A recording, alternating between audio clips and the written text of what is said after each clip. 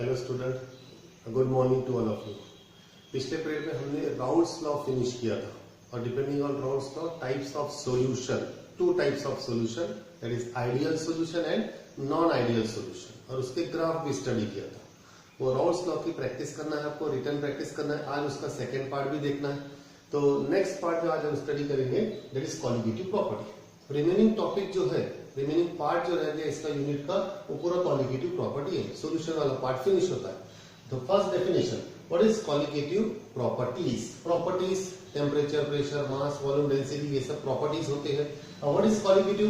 Colligative का meaning होता है it is means it's collective, collectively together, एक साथ कनेक्ट करना, जमा करना, उसे कहते हैं colligative, collective together. Colligative properties, the properties which depends on number of solute particle. The properties which depends on number of solute particle and does not depends on, वो depend नहीं रहेंगे, किस पे डिपेंड रहेंगे? does not depends on nature of solute, nature of that solute particle. Such properties are called as colligative property. Colligative का meaning होता है number, number पे डिपेंड होता है। So the property which depends on number of solute particle and which does not depends on nature of solute particle, such property is called as colligative property. Nature means वो particle जो है वो solute जो acid है कि base है कि salt है, that is not important. Important है उसके नंबर्स, उसके नंबर ऑफ मोल्स, कितने पार्टिकल्स है, कितने नंबर ऑफ मोल्स है, that is important. One more time, the properties which depends on number of solute particle and which does not depends on nature of particles, such properties are called as colligative properties. In general there are four colligative properties: temperature, pressure, mass, volume, force, density। ये नहीं है colligative property। colligative property चार ही होते हैं। there are only four colligative property. Number first colligative property, it is the vapor pressure lowering of vapor pressure. Number second, it is boiling point elevation of boiling point बढ़ जाना। Number third, it is freezing point depression of freezing point कम हो जाना। And number fourth, it is osmotic pressure। ये osmotic pressure आपने 10th standard में पढ़े, osmotic pressure। These are the four colligative property। ये चारों colligative property को हमको डिटेल में स्टडी करना है वन बाय वन। तो आज हम फर्स्ट colligative property फिनिश करेंगे, it is vapour pressure lowering. So colligative property introduction. First colligative property,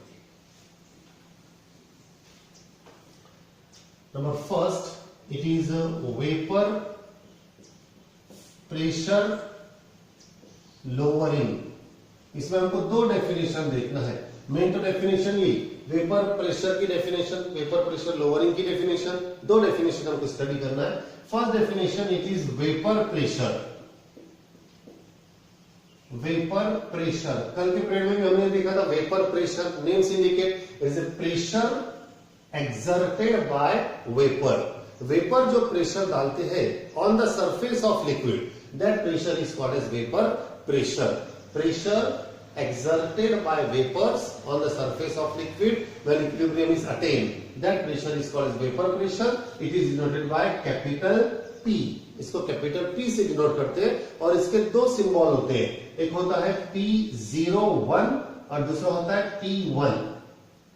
vapour pressure को सिंपल हम डिनोट करते हैं P से, उसमें दो टर्म आते हैं, P01 और एक P आता है, P1 आता है। What is P01? It is a vapor pressure of solvent, pure solvent, and P1 it is a vapor pressure of solution, vapor pressure of solution। Solute जो होता है उसका वेपर प्रेशर नहीं होता है, वो इवोपोरेट नहीं होता।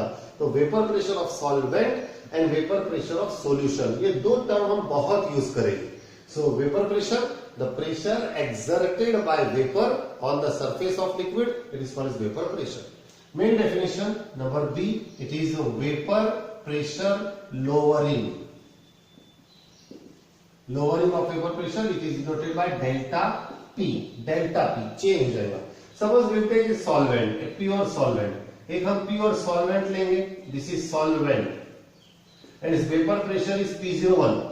उसका वेपर प्रेशर P01 है Now a non-volatile solute is added in this solvent.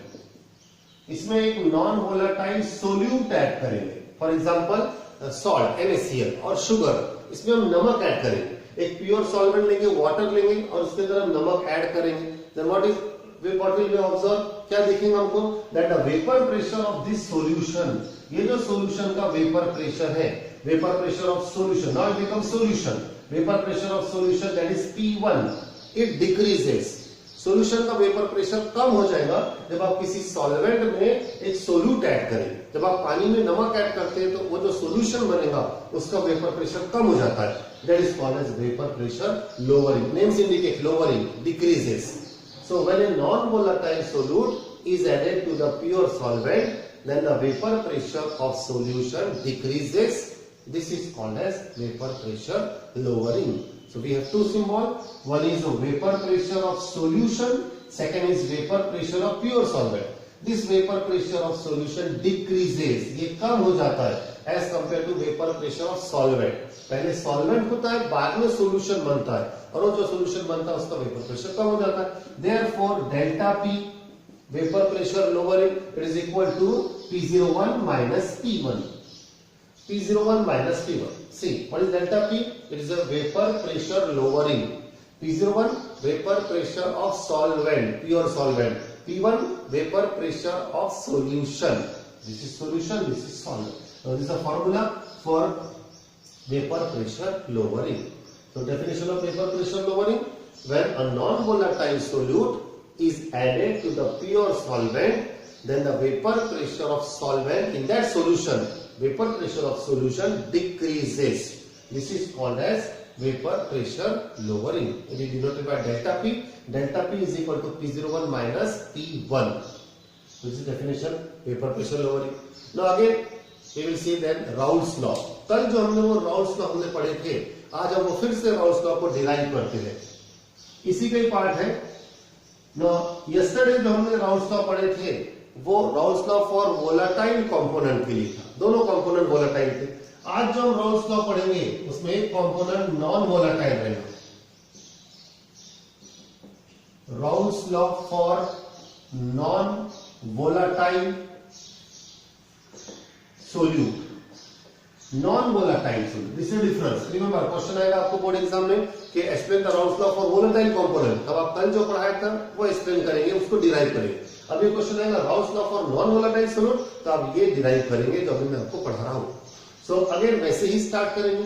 Consider a solution having two component, दो कंपोनेंट लेंगे, capital A1 and capital A2, and this time one component A2 it is a non volatile. इस बार जो लेंगे हम एक component जो रहेगा A2, ये नॉन वोलेटाइल रहेगा।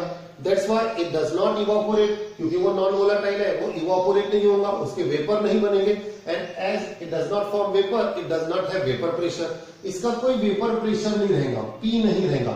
मींस A2 हमको कंसीडर ही नहीं करना है, सिर्फ A1 ही रहेगा, इसका ही वेपर प्रेशर रहेगा A1, इसका ही मोल फ्रैक्शन रहेगा X1, और इसका ही वेपर प्रेशर रहेगा जो हम बता रहे हैं P1 vapour pressure, that is vapor pressure of component A1. So consider the solution having two components, capital A1 and capital A2, but this time this A2 is non-volatile, therefore its vapor pressure P, it does not there, वो वहां होगा नहीं, and therefore there is only one vapor pressure of pure solvent, that is P1, and its mole fraction is X1. Then according to Raoult's law, कल जो हमने Raoult's law पढ़े थे उसका स्टेटमेंट आपको याद होगा।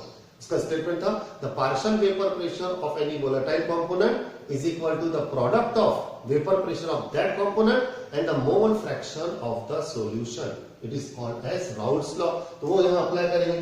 Then according to Raoult's law the partial vapour pressure of a component P1 is equal to vapour pressure of that component that is P01 multiply by mole fraction of the component that is X1। So P1 is equal to P01 multiplied by X1.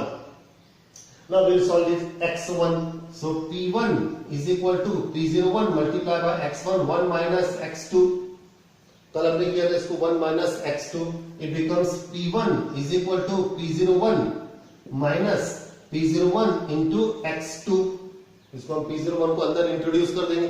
फिर ये जो minus P01 x2 इसको इधर transfer करेंगे, P1 को इधर transfer करेंगे. So it becomes, when it comes here, it becomes P01 x2, this one is equal to P01 as it is, and it comes here, it is minus P1, P01 minus P1. Now next P01 minus P1, this is P01 x2. P01 minus P1 को लिखते हैं हम delta P. आज ही देखा हमने delta P का मतलब होता है lowering of vapour pressure lowering. Delta P is equal to P01 minus P.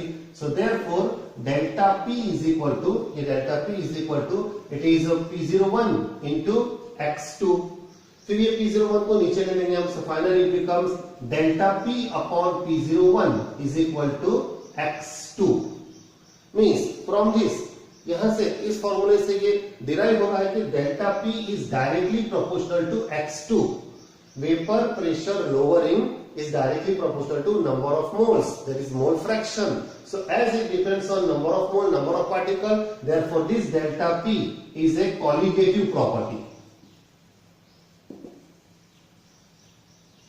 See, यहां से हमने प्रूव करके बताया कि डेल्टा P जो होता है ये colligative property. What is colligative property? The property which depends on number of solute particle. और यहां दिख रहा है कि डेल्टा P जो है वो x2 पे डिपेंड है. x2 का लॉन्ग फॉर्म होता है mole fraction. Mole fraction means number of moles, and number of moles का मतलब होता है number of particles. So delta P depends on number of particles, therefore delta P is a colligative property. Delta P means vapor pressure lowering, it is a colligative property. This is Raoult's law for non-volatile solute. इसको हम एक बार और देख लेते हैं. Raoult's law for non-volatile solute. So कैसे derive करेंगे? Consider a two component, capital A1 and capital A2. This time this A2 is non-volatile, therefore its vapor pressure is not there. यहाँ इसका vapor pressure नहीं रहेगा, सिर्फ एक ही vapor pressure रहेगा P1, and x1 is its mole fraction. Then according to Raoult's law, that is the vapor pressure is equal to product of vapor pressure of that component and mole fraction of the solute. This mole fraction of the solvent x1, उसको आप solve करेंगे, 1 minus x2 हो जाएगा. फिर इसको पूरा derive solve करेंगे तो ये अंदर इंट्रोड्यूस कर देंगे P01 minus P01 into x2. P01 x2 को इधर ट्रांसफर करेंगे और P1 को इधर ट्रांसफर करेंगे, तो इधर आके माइनस रहेगा. लेकिन ये जो P01 into माइनस P1 है ये होता है delta P, lowering of vapour pressure. तो delta P vapour pressure lowering is equal to P01 minus P01 into x2. P01 हम नीचे ट्रांसफर करेंगे, वहां से x2 रह जाएगा, that is mole fraction of solute. So delta P vapor pressure lowering, it depends on mole fraction, therefore it is a colligative property. This is Raoult's law for non-volatile solute. अब ये वाले फॉर्मूले से हम एक term, एक definition define करेंगे. ये पार्ट हो गया फिनिश, और एक हमको फॉर्मूला भी डिराइव करना है. So next term, one definition, simple definition, it is a relative lowering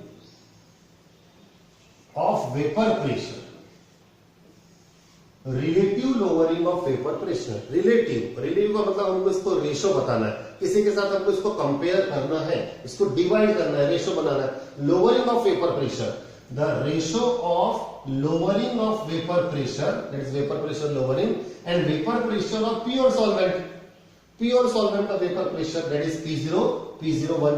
so delta P upon P01, इसका जो रेशो रहेगा, it is called as relative lowering of vapour pressure, that is RLVP is equal to delta P upon P01. What is this RLVP? It is a relative lowering of vapor pressure. It is equal to the ratio of vapor pressure lowering and divided by vapor pressure of solvent. P01 का मतलब होता है solvent, delta P का मतलब होता है lowering of vapor pressure. दोनों का हम रेशो लेंगे, that ratio is called as relative lowering of vapor pressure. तो ये सिंबल हम, ये टर्म हम यूज करेंगे डेल्टा P अपॉन P01. और अभी हमने देखा डेल्टा P अपॉन P01 क्या होता है, x2 होता है. Means delta P upon P01 is equal to x2. Relative lowering of vapour pressure is equal to x2. So this small part that is relative lowering of vapour pressure. सिर्फ इसकी definition और एक formula. क्या है definition? The ratio of lowering of vapour pressure and divided by vapor pressure of pure solvent. It is called as relative lowering of vapor pressure. It is given by delta P upon P01. Okay, now the next part, main part. पिछले साल board exam में ये question आया था. calculate molar mass of solute from vapor pressure lowering, VPL, vapour pressure lowering. ये जो हम पढ़ रहे हैं लोअरिंग ऑफ वेपर प्रेशर, इससे हमको molar mass of solute derive करना है। एक फॉर्मूला डिराइव करना है मोलर मास ऑफ सोल्यूट, जिसमें न्यूमेरिकल करेंगे हम। मोलर मास ऑफ सोल्यूट का सिंबल होता है M2, capital M2। Molar mass capital M2 होता है, इसको डिराइव करेंगे हम formula. So now according to Raoult's law, अभी हमने देखा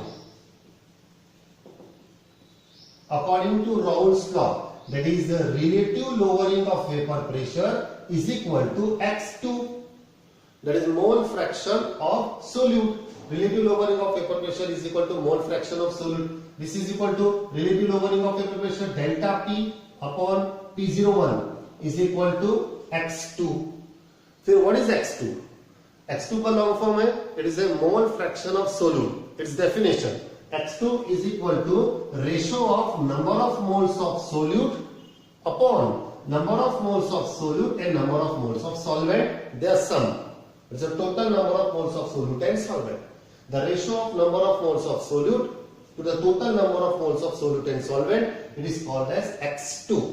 So delta P upon P01 is equal to N2 upon N1 plus N2.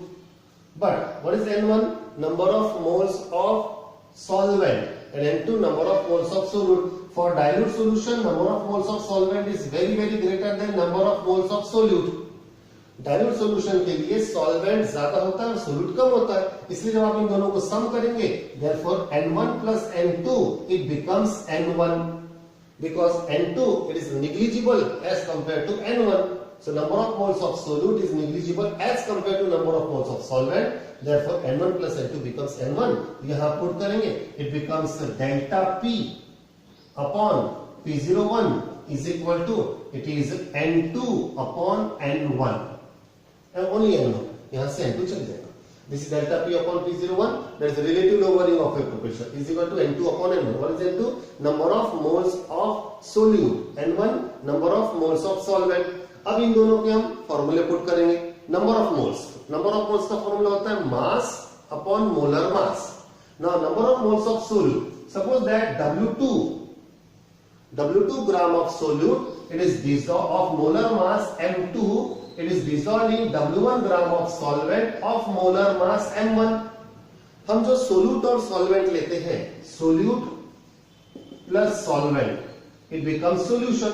तो सोल्यूट जो लेंगे उसका मास लेंगे हम W2, सॉल्वेंट उसका मास लेंगे W1, सोल्यूट उसका मोलर मास रहेगा M2, सॉल्वेंट उसका मोलर मास रहेगा M1. तो इन दोनों को डिवाइड करेंगे तो बनेगा number of moles. So W2 gram of solute of molar mass M2 is dissolved in W1 gram of solvent of molar mass M1. Therefore N2 will become W2 upon M2 and N1 will become W1 upon M1. उसको rearrange करेंगे, solve करेंगे. Therefore delta P upon P01 is equal to W2. Now this M1 it goes up, it is M1 upon W1 and M2 will come down, it is M2. Finally the formula will becomes delta P upon P01 is equal to P01 minus P1 upon P01. ये delta P का vapour pressure lowering put करेंगे, it is equal to W2 M1 upon W1 M2. This is the final formula to calculate M2. हमें M2 calculate करना है, molar mass of solute M2, वो इस फॉर्मूले से हम कैलकुलेट करेंगे. एक एक का लॉन्ग फॉर्म देख लेंगे. What is delta P? It is vapour pressure lowering. P01 vapour pressure of solvent, P1 vapour pressure of solution, W2 mass of solute, W1 mass of solvent, M1 molar mass of solvent, M2 molar mass of solute. This final formula to calculate M2, it comes for 2 marks. Derive the relation between molar mass of solute and vapor pressure lowering. So again see one more time, इसको short में देख लो कैसे करेंगे. one more time, molar mass of solute का formula derive करना है. So first we'll start with this. According to Raoult's law, what is Raoult's law? Relative lowering of vapour pressure, relative lowering of vapor pressure is equal to mole fraction of solute. तो relative lowering of vapor pressure का formula delta P upon P01. Delta P is lowering of vapor pressure upon vapor pressure of pure solvent. It is equal to X2. Now this X2 is a mole fraction of solute. It is a ratio of number of moles of solute upon total number of moles of solute and solvent. N2 upon N1 plus N2. But this N1 it is much greater than N2. N1 का long form होता है number of moles of solvent, जो solute के compare में बहुत ज्यादा बड़ा होता है, इसलिए हम सोल्यूट को निग्लेक्ट कर देंगे, यहां से N2 को हम निग्लेक्ट कर देंगे, तो N1 plus N2 it will become N1. Put in this here, यहां हम पुट करेंगे delta P upon P01 is equal to N2 upon N1, where N2 is number of moles of solute, N1 is number of moles of solvent. फिर इन दोनों के हम फॉर्मूले put करेंगे. नंबर ऑफ मोल्स का फॉर्मूला होता है mass upon molar mass. W2 upon M2 ये हो जाएगा M2, W1 अपॉन M1 ये हो जाएगा N1. फिर इसको रीअरेंज करेंगे, it become M1 goes up and M2 comes down, और फिर बाद में डेल्टा P जो इसको पुट करेंगे P0 minus P1 upon P01. So by this formula we can calculate molar mass of solute. ये डेरिवेशन बोर्ड एग्जाम में 2 marks के लिए पिछले साल भी आया था, आगे भी आ सकता है, और इस फॉर्मूले पे हमको न्यूमेरिकल्स भी करना है, जो हम न्यूमेरिकल लास्ट में एक साथ करेंगे. So this finished first colligative property. ये पहली colligative property फिनिश होती है जो आज हमने देखा, इसका नाम है वेपर प्रेशर लोअरिंग. कल नेक्स्ट पीरियड में हम बाकी के 2 colligative property देखेंगे. Okay, thank you, good day.